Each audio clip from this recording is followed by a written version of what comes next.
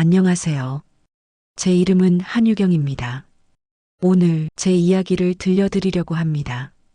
이 이야기는 누군가에게는 복수의 이야기로 들릴 수도 있고 누군가에게는 용서의 이야기로 들릴 수도 있어요. 하지만 제게는 그냥 살아남기 위한 이야기였어요. 3년간 저는 지옥에서 살았습니다. 시댁이라는 이름의 지옥에서. 그리고 1년간 복수를 준비했습니다. 치밀하게, 철저하게. 왜냐하면 제가 잃은 것이 너무 많았거든요. 제 아기, 임신 4개월 된 제 아기를 그들이 죽였으니까요. 제 이야기를 이제 시작하겠습니다. 구독과 좋아요로 많은 성원 부탁드립니다. 처음부터 불행했던 건 아니에요. 저도 평범하고 행복한 가정에서 자랐거든요. 저를 아껴주는 아버지와 절대적인 사랑을 주신 엄마랑 이렇게 세 가족이 평범하면서도 행복한 일상을 누리고 살았어요. 아버지는 밤낮으로 연구에 몰두하느라 집에서 보는 시간은 많지 않았어요. 그냥 연구소에 근무하는 평범한 직장인 같았습니다. 아버지는 항상 말씀하셨죠. 유경아, 항상 남에게 베풀고 착하게 살아야 한다. 그때는 몰랐어요. 그 말이 제 인생의 이정표가 될 줄은. 2015년 12월 10일은 잊지 못한 날이 돼버렸어요. 대학교 2학년 겨울. 그날 제 인생이 무너졌어요. 밤을 새워 일하던 아버지가 새벽에 퇴근하던 중 마주오던 트럭과 교통사고가 발생한 거죠. 새벽이라 늦게 발견돼 병원으로 옮겼으나 사망하시고 만 거죠. 아무 예고도 없이 그냥 한순간에. 장례식장에서 저는 믿을 수가 없어서 멍하니 앉아 있었어요. 현실이 아닌 것 같았거든요. 하지만 영정 속에 아버지는 환하게 웃고 계셨어요. 3일장 내내 민우 삼촌이 모든 것을 다 알아서 처리해 주셨죠. 민우 삼촌은 30년 동안이나 아버지를 도와준 고마운 분이시죠. 장례식이 끝나고 엄마가 갑자기 쓰러지셨어요. 과도한 스트레스와 충격으로 뇌혈관이 터졌다고 하더군요. 한 달간 혼수 상태로 병원에 누워만 있었어요. 그리고 깨어났을 때는 말을 못 하셨어요. 걷지도 못하고 사람을 알아보지도 못했어요. 담당 의사가 요양병원으로 옮겨서 좀 더 지켜보자 하더군요. 저는 세상에 혼자 남아있는 것 같았어요. 20살, 대학교 2학년, 부모 없이 혼자 그렇게 버려진 것 같았죠. 그렇게 2년이 흘렀어요. 저는 졸업을 하고 엄마 병원비 걱정에 바로 취업을 했어요. 회계학 전공이라 어렵지 않게 직장을 구했어요. 동기들은 회계사 시험 공부를 하는데 저는 취직을 해야만 했죠. 엄마 요양병원 비용이 한 달에 300만 원 정도 나왔거든요. 회사와 요양병원 그리고 집, 다람쥐처럼 매일 반복된 삶이었죠. 그때 박민수를 친구의 소개로 만났어요. 30세 무역회사 대리. 첫인상은 괜찮았어요. 착해 보였고 무엇보다 무역회사에 다녀서 안정적으로 보였어요. 그리고 엄마 병원비를 도와준다는 말에 너무 감동하고 말았어요. 저는 그때 너무 지쳐 있었거든요. 혼자 감당하기엔 모든 게 너무 힘들었어요. 몇 달 만났어요. 그리고 그가 말했죠. 유경아, 우리 결혼하자. 그의 한마디에 그냥 네 하고 받아들여 버렸어요. 그 한마디가 지옥의 시작이 될 줄 그땐 몰랐었죠. 2019년 3월 결혼했어요. 작은 결혼식. 하객은 시댁 식구들과 내 친구들뿐. 신혼여행은 없었어요. 시어머니가 허락하지 않았거든요. 돈 아까우니 그냥 집에서 지내라 하고. 그게 신혼생활 시작이었어요. 시댁 건물 4층. 그날 결혼식 끝나고 집에 오자마자 시어머니는 제게 앞치마를 던졌어요. 설거지부터 하고 얼른 저녁상 차려라. 처음 시댁에 와서 어디에 뭐가 있는지도 모르는데 저녁 밥상을 차리라니 너무 황당해서 몸이 움직이질 않았어요. 그날부터 시작된 시댁의 가정부 생활. 새벽 5시에 일어나 가족들 밥 챙기고 청소하고 빨래 돌려놓고 남편 출근시킨 다음에 저의 출근 준비를 했죠. 회사 나가서 일하고 6시 퇴근하고 집에 와서 또 저녁 식사 준비하고 설거지하고 뒷정리하고 다림질까지 하고 나면 밤 12시. 그냥 쓰러지듯 잠들었어요. 매일매일 3년 동안. 시어머니의 폭언은 날이 갈수록 더해졌어요. 젊은 애가 이런 거 하나도 못해? 도대체 부모한테 뭘 배운 거니? 쓸모없는 년. 우리 아들이 너 같은 거 데려와서 밥이나 축내고 있으니. 매일 듣는 말들이었어요. 처음엔 참았어요. 시집살이가 원래 이런 건가 보다 하고요. 하지만 점점 더 심해졌어요. 뺨을 맞기도 하고 머리채를 잡히기도 하고 어느 날은 뜨거운 국물을 던져서 제가 손으로 막으려다 손목에 화상을 입었어요. 병원에 못 가게 하고 화상 자국에 소주를 붓고 된장을 발라줬어요. 괜히 아무것도 아닌 거 가지고 병원 가서 돈 쓰지 마라 하며. 그래서 그냥 참았어요. 아물 때까지. 흉터는 아직도 남아있어요. 회사 다니며 제가 받은 월급은 350만 원 정도였어요. 하지만 제 통장에 남는 건 고작 20여만 원이었죠. 나머지는 어디 갔냐고요? 집안 생활비, 공과금, 각종 할부금, 교통비, 통신비, 시어머니 용돈. 저는 노예였어요. 월급 가져다 바치는 노예. 결혼 2년 차에 접어든 어느 날, 시어머니가 거실로 불렀어요. 야, 한유경.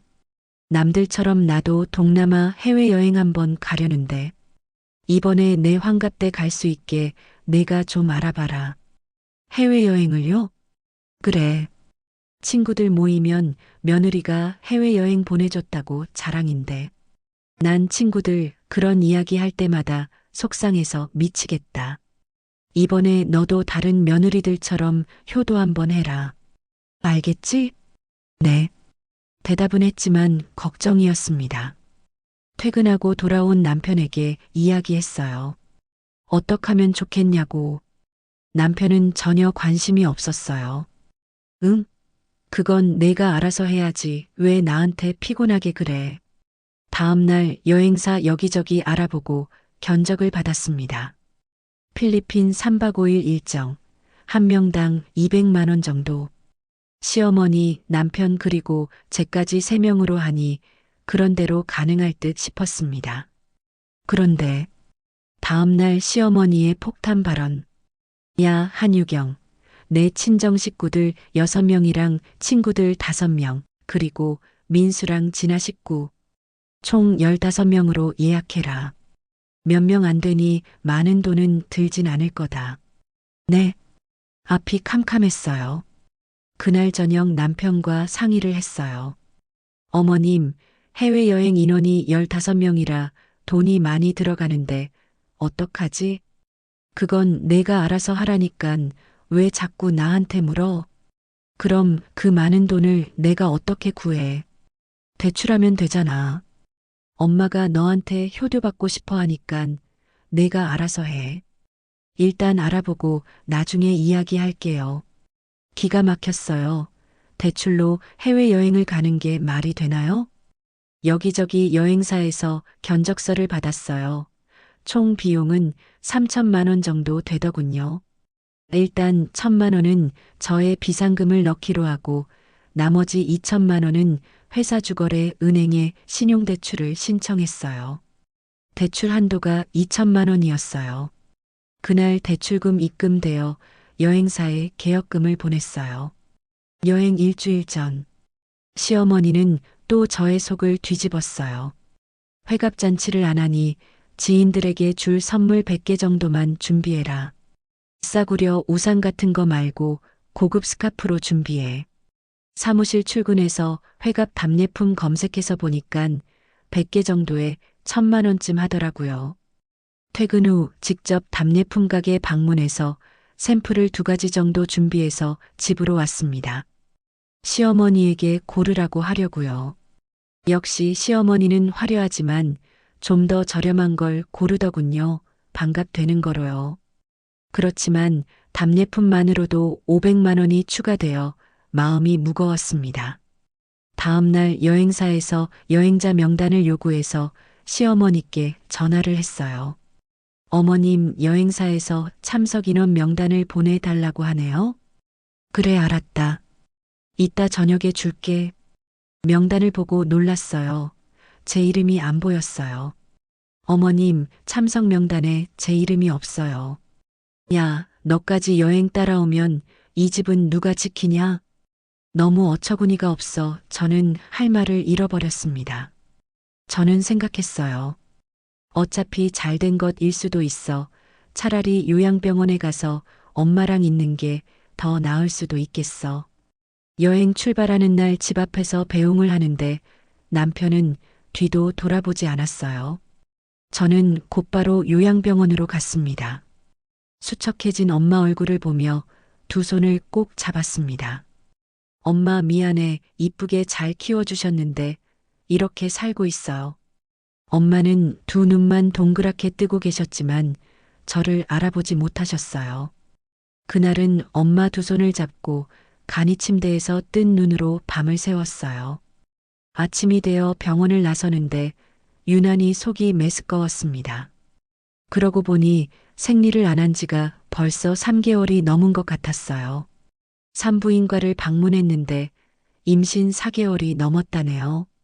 처음으로 오랜만에 행복했어요. 나도 모르게 아래 배 쪽으로 손이 갔어요. 내 아기. 이 아이만큼은 행복하게 키울 거야. 이틀 후 시어머니 전화가 왔어요. 그것도 수신자 부담 해외 로밍으로. 내일 인천공항 도착하니 20인승 버스 한 대 공항으로 보내라. 정신이 멍했어요. 도대체 제 정신인 사람들인가? 나한테 왜들 저러는 거지? 아는 데가 없어서 우선 여행사에 부탁을 했어요. 연결해 주더군요.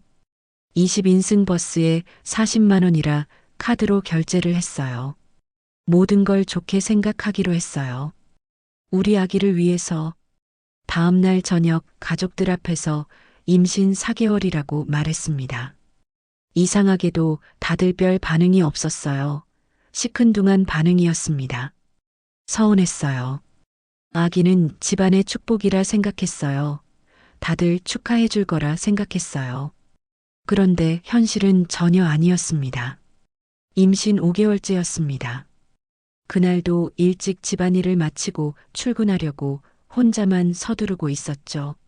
무거운 빨래 바구니를 들고 옥상으로 올라가던 계단. 시누이 진아가 내려오고 있었어요. 서로 비키던 순간 시누이 진아가 내 발을 걸었어요. 휘청. 그 순간 빨래 바구니와 저는 계단 밑으로 굴러 떨어졌어요. 하열이 터졌어요. 내 아기. 그리고 기절했어요. 병원에서 깨어 처음 들었던 말. 아기가 유산되었습니다. 눈물도 나지 않았어요. 가슴이 터질 것만 같았어요. 그리고 병실에 들어온 시어머니 말이 더 충격이었습니다. 애가 복이 없나 보네. 다음에 다시 낳으면 되지 뭐. 그건 그렇고 빨리 집에 가자. 여기 돈 많이 나오는 병원이란다. 그런 말을 들으니 제 몸 안에 뭔가 부서지는 느낌이었어요. 아니, 부서진 게 아니라 스스로 각성한 거였어요. 아, 이 사람들은 인간이 아니었구나. 그 사건 이후 1년이 더 흘렀습니다. 왜 바로 떠나지 않았냐고요? 왜 이혼하지 않았냐고요? 준비할 게 많았으니까요. 녹음 사진, 영수증, CCTV, 병원 기록 등 과거의 증거들을 수집했어요. 그리고 서초동의 법률사무소를 찾았어요. 수호법률사무소 친근감이 있는 상호였어요. 상담소 문을 열고 들어갔을 때 거기 서 있던 사람. 이수호. 초등학교 때부터 우리 옆집 살던 내 친구. 한눈에 바로 알아볼 수 있었어요. 저는 놀라기도 하고 부끄럽기도 해서 바로 나와버렸어요. 수호가 바로 뒤따라 나왔어요. 한유경? 유경이 맞지? 수호야.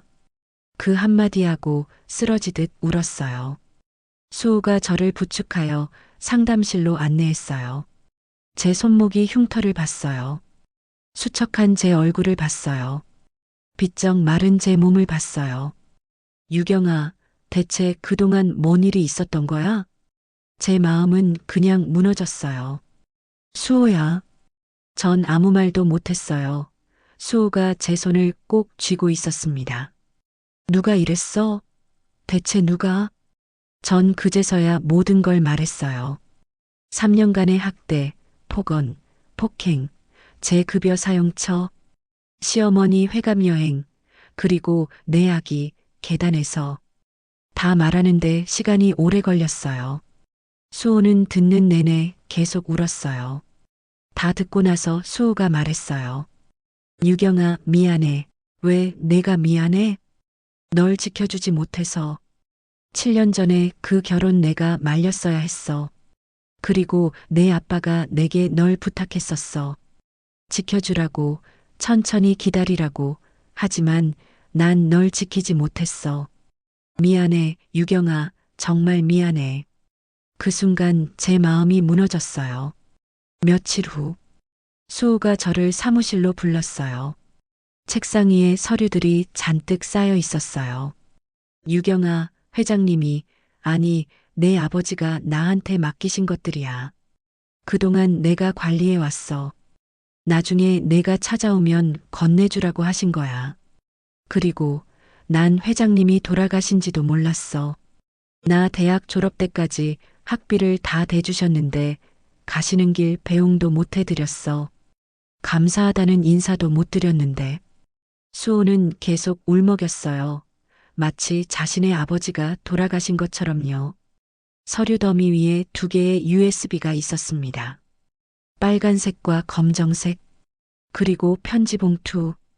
떨리는 손으로 그 봉투를 열어 편지를 읽었어요. 아버지의 손글씨. 내 딸 유경이에게. 사랑하는 딸 유경아, 이 편지를 내가 읽는다면 이제 다 큰 성인이 되었겠구나. 미안하다. 내 딸 바쁘다는 핑계로 내게 너무 소홀한 아빠였다.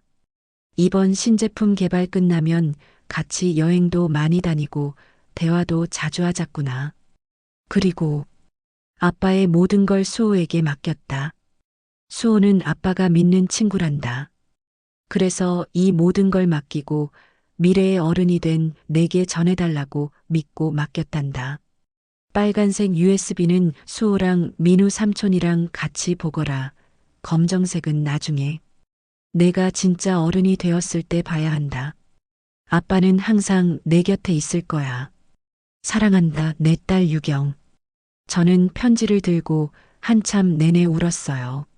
아빠. 3명이서 함께 USB를 열었어요. 거기에는 회사 지분 내역, 부동산 현황, 특허 서류, 주식계좌, 예금 통장 법인 등기부 등본 등이 있었어요. 그리고 음성 파일. 유경아, 아빠 목소리 들리니? 이건 미래의 어른이 된 내게 아빠가 남기는 거야. 회사 지분, 부동산 현황, 주식, 예금, 그리고 특허들. 아빠가 지금껏 널 위해서 준비한 것들이란다. 산정이 불가능한 특허는 빼고 대략 4천억이 넘는 금액이었어요. 그날 밤, 수호와 저는 계획을 세웠습니다. 완벽하고 합법적인 복수 계획을 하나하나 완벽하게 무너뜨리기로 했어요. 첫 번째로는 이혼 소송을 제기했어요. 증거는 완벽했어요. 녹음 파일, 사진 수백 장, 영수증, CCTV, 병원 기록, 공과금이체 내역, 해외여행 비용, 은행 대출약 정서 등. 법정에서 시어머니와 남편은 부인했어요.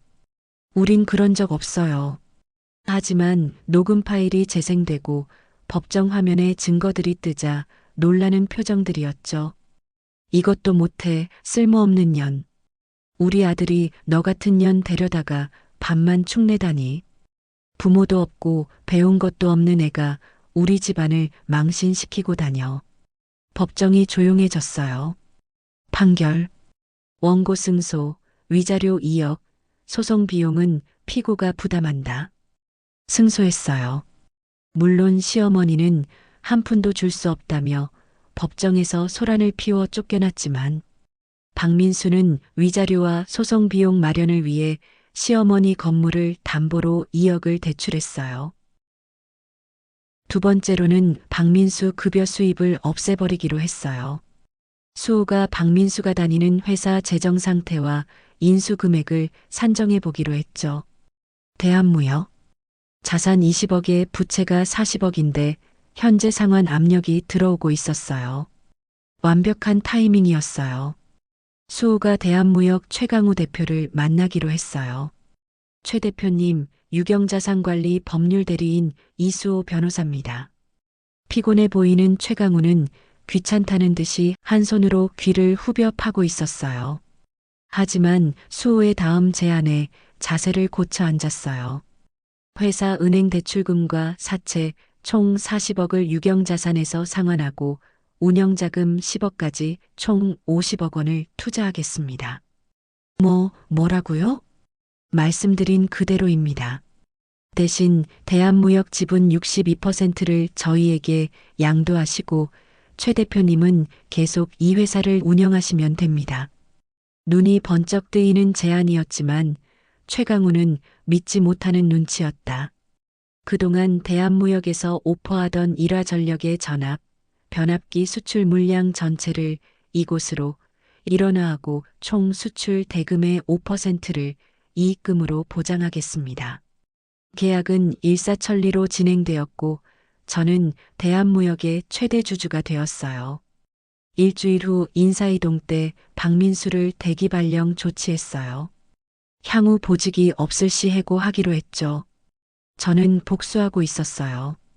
차갑게, 철저하게. 세 번째 복수의 시작은 시어머니 건물이었죠. 그 건물은 시어머니 김영희의 자존심이었어요. 수호야, 그 건물에 대해 알아봤니? 응, 시세가 20억쯤 되는데 은행 대출이 12억, 세입자들이 설정해 놓은 게 4억쯤 되더라고. 따져보니 순자산은 4억 정도야. 그리고 대출 이자가 월 800만 원쯤 되는데 3개월이나 밀려 있어. 그럼 그 채권 우리가 매입할 수 있을까? 응, 부실 채권이 될 가능성이 있으니 채권 인수한다고 나서면 은행도 좋아할 거야. 한 70이나 80% 선에서 매입 진행해 볼게. 수호가 신속하게 일 처리를 했어요. 70%에서 채권 매입을 하고 밀린 이자까지 다 납부했어요. 그리고 시어머니 주소지를 채권자 변경 고지하고 향후 이자 납입 계좌와 대납한 이자, 영수증도 같이 보냈어요. 유경자산관리회사가 뭐 하는 곳이냐? 박민수에게 물었지만 알 수가 없었겠지요. 역시나 생각했던 대로 이자가 계속 연체되었습니다. 경매 진행한다고 미리 고지를 했어요. 경매 절차에 들어가 제가 낙찰받았어요. 채권이 많이 달려있고 설정된 것도 있어서 3번이나 유찰이 되어 헐값에 매입하게 된 거죠. 집을 비워달라고 수호가 직접 박민수에게 전화를 했어요. 한 달쯤 버티다가 결국 두 손 들고 나가더라고요. 네 번째는 해외여행 비용 청구 소송이었어요. 박민수를 상대로 청구하였어요. 총 금액 3,500만 원과 버스 렌트비 40만 원. 증거 자료는 명확했어요. 은행 대출 기록, 여행사 송금 영수증, 렌트카 카드 결제 내역. 결과는 승소, 소액 재판이라 결과는 일찍 나왔어요. 박민수 퇴직금에다 가압류를 걸어서 퇴직금도 못 찾아가게 했어요. 마지막으로 절대 용서 못할 신우이에 대한 응징이었습니다. 내 아기를 죽게 만든 사람, 용서할 수 없는 인간. 계단 CCTV 영상과 병원 의료 기록을 증거로 제출했어요. 상해치사 제 아기를 죽인 죄. 도망다니다 체포되어 징역 5년이 선고되어 법정 구속되었어요. 아기야, 이제 편히 쉬어. 저는 한참을 울었어요.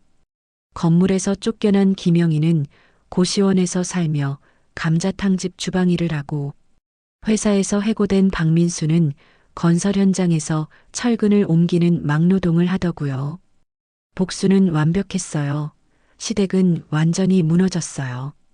그런데 제 가슴이 후련하지가 않았습니다. 마음이 행복하지 않고 뭔가 텅 빈 것 같았어요. 이런다고 제 아기가 돌아오는 건 아니니까요. 그동안 저는 수많은 신경외과 박사님들과 뇌신경에 관한 의학 서적들을 살피며 엄마를 치료할 수 있는 병원들을 알아보고 있었어요. 결국 일본의 한 대학병원에서 치료가 가능하다는 연락을 받았어요. 수술과 물리치료까지 6개월이 넘는 과정이었어요. 저는 6개월 동안 매월 4번씩 일본과 한국을 왕복했었습니다. 드디어 엄마 퇴원일. 완벽하진 않았지만 엄마는 걷기도 하고 말도 했어요. 제가 가장 좋았던 건 엄마가 저를 알아본다는 것이었어요.